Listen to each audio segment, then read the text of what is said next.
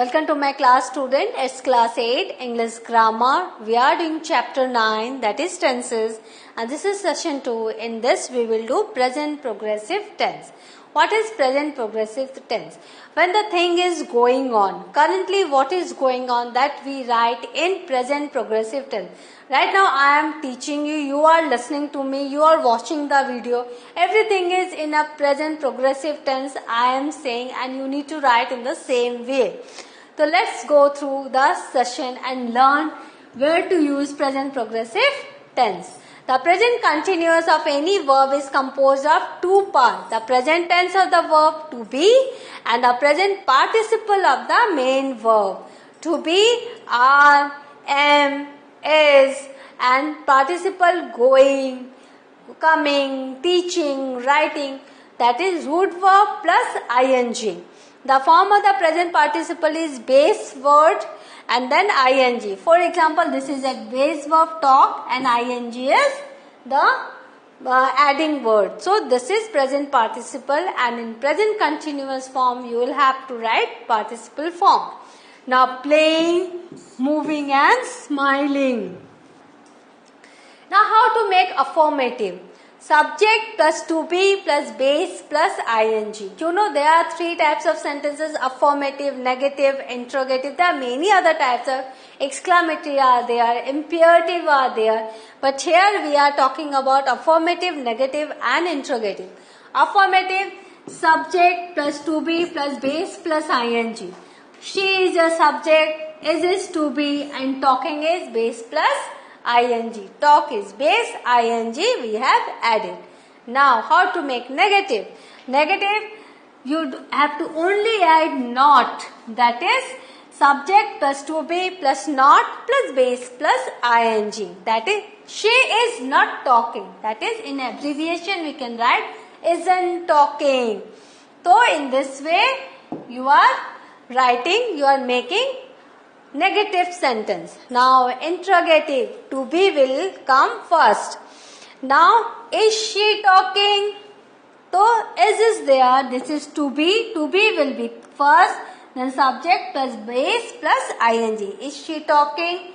So are you going? Is he coming? So in this way you first make the simple sentence, simple progressive, and then the to be you can bring in the front and make it in as a interrogative sentence. It's very easy. Now, what are the functions of this tense? The present continuous says about something that is unfinished or incomplete. I am teaching, my work is in progress. I haven't yet completed. So, it shows that something is still unfinished, incomplete. To describe an action that is going on at this moment, that is now.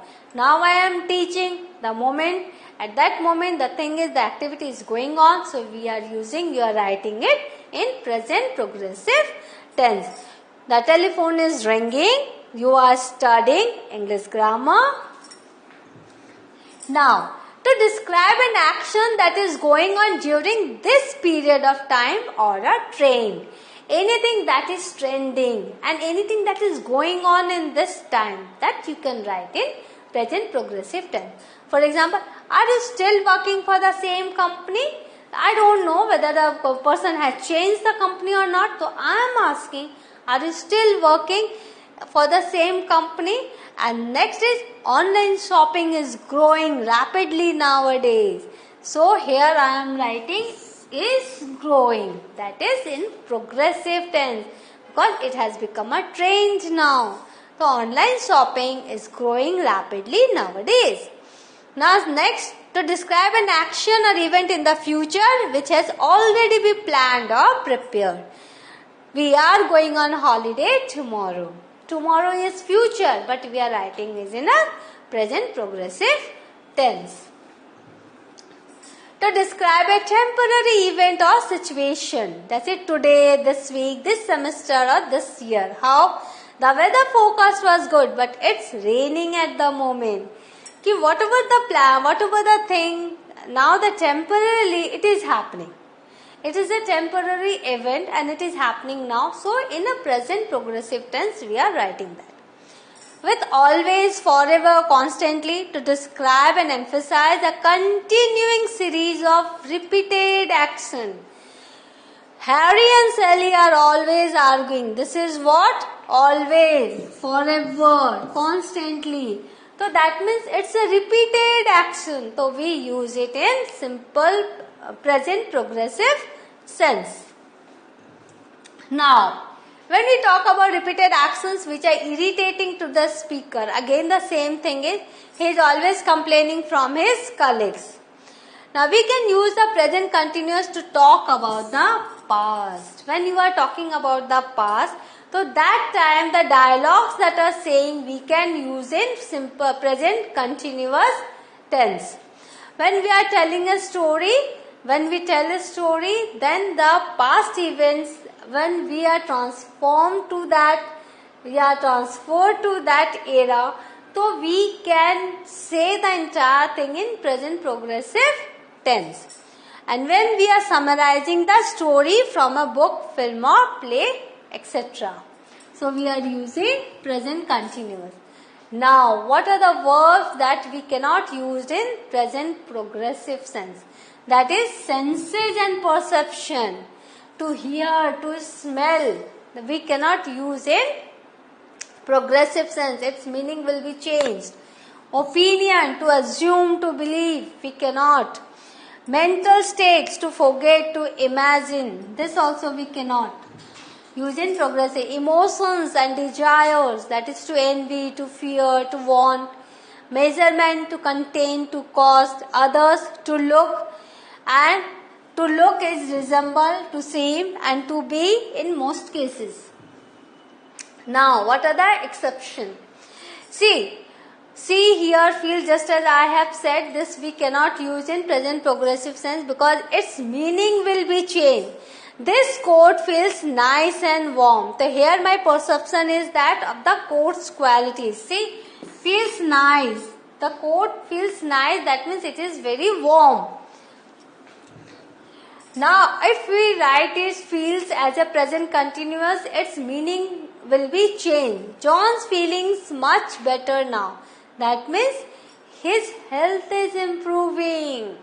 Understood? So, you cannot write ing with sense and perception. If you write, its sense will be changed.